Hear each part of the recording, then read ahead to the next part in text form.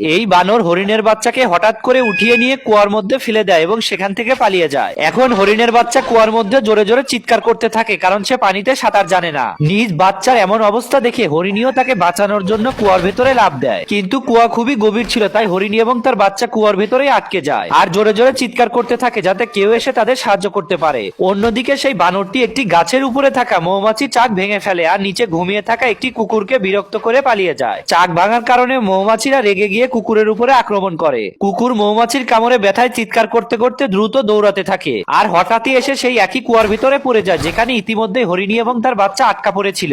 এখন কুকুরও জোরে জোরে চিৎকার করতে থাকে যাতে কেউ এসে তাদের তিনজনকে বাঁচাতে পারে। এদিকে একটি বেবি ডগ ওই কুকুরের আওয়াজ শুনে কুয়ার কাছে ছুটে আসে। তাদের এই অবস্থা দেখে সে জঙ্গলের দিকে দৌড়ায় এবং বাঁশ ও কাঠ কেটে একটি বড় সিঁড়ি তৈরি করে আনে। ঠিক তখনই সেই বানর আবারও একটি বাচ্চা সিংহকে উঠানোর চেষ্টা করছিল, কিন্তু হঠাৎই পিছন থেকে তার মা এসে বানরকে ধরেই মেরে ফেলে। কিন্তু সেই বেবি ডগ নিজের তৈরি করা সেই বড় সিঁড়ি কুয়ার ভেতরে নামিয়ে দেয়। সিঁড়ি নামানোর কারণে কুকুর, হরিণী এবং তার বাচ্চা একে একে সবাই সিঁড়ি বেয়ে কুয়ার বাইরে বেরিয়ে আসে আর সবাই প্রাণে বেঁচে যায়। শেষে বেবি ডগ কাঁদতে থাকে, কারণ কেউই এখন পর্যন্ত তাকে লাইক